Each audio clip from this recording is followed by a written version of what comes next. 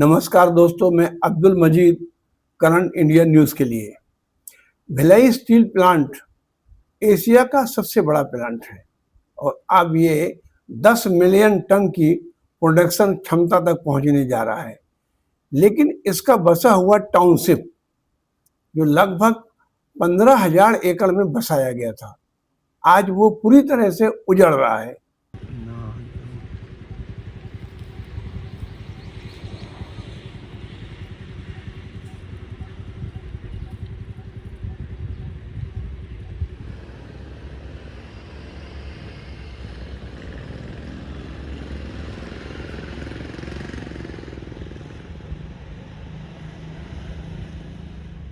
Gas pass का प्रबंधन plant के प्रोडक्शन पर तो ध्यान देता है, लेकिन टाउनशिप के रख रखाव के लिए उसने सारी योजनाएं बंद कर दी हैं।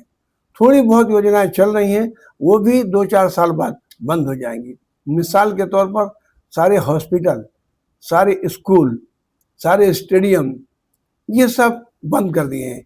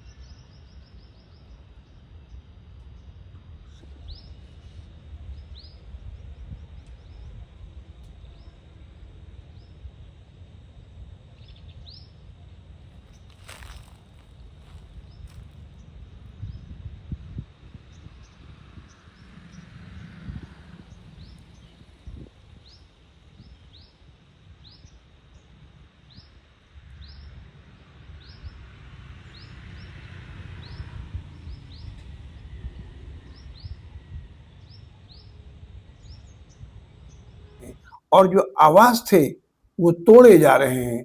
बड़े पैमाने पर सेक्टर 6, सेक्टर 7, सेक्टर 2 में मकान तोड़े जा रहे हैं।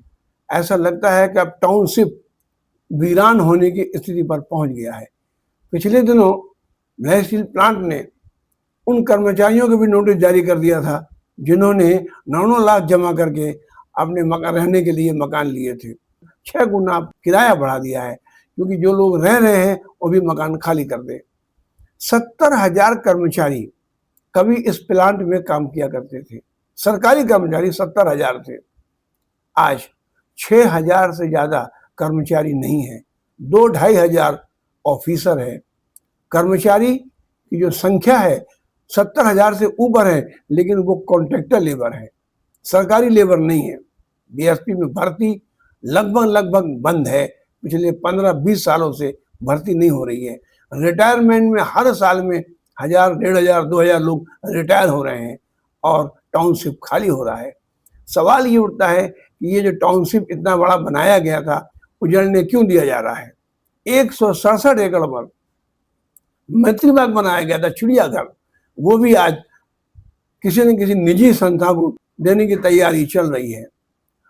कई लोगों ने ये मांग की है कि टाउनशिप को उजड़ने से बचाया जाए। भिलाई इस्पात संयंत्र का जब 1954 में समझौता हुआ था, उसमें यह तय हुआ था कि 40,000 एकड़ लगभग जमीन भिलाई स्टील प्लांट के और टाउनशिप के और माइंस के लिए आवंटित की गई थी, लेकिन उसका मालिकाना हक उसको नहीं मिलेगा। अब सवाल ये उठता है कि पिछले 10 सालों के अंदर यूनिवर्सिटी बनी उतई में, लगभग 100-150 एकड़ जमीन उनसे हैंडओवर ली गई। कोटेला भाटा में आईआईटी बना, 300 एकड़ जमीन हैंडओवर ली गई। साडा ने बीएसपी से 290 एकड़ जमीन वापस हैंडओवर ले ली। इस तरीके से जो खाली जमीन थी, जो उपयोग में नहीं थी, वो टाउनशिप से शासन ने ले लिया। अब सवाल यहाँ ये भी उठता है कि अगर टाउनशिप भिलाई इस्पात संयंत्र नहीं चलाना चाहती, नहीं डेवलप करना चाहती, तो सरकार को चाहिए कि टाउनशिप को हैंडओवर ले और बीएसपी के कर्मचारियों के जो आवास हैं, जो सरकारी दफ्तर हैं, वो एज इट इज चलते रहें, लेकिन बाकी जो खाली जमीन है उसका उपयोग किया जाए, कमर्शियल डोमेस्टिक योजनाएं लाई जाएं और टाउनशिप को एक बार फिर से रंग रोगन किया जाए। ये टाउनशिप जब बना था तो रशिया ने इसको 1955 में बनाना शुरू किया था और 1976 तक टाउनशिप का डेवलपमेंट होता रहा। कम से कम 40 से 50 school, English medium school, high secondary school, कन्या स्कूल, ये सारे बनाए गए थे।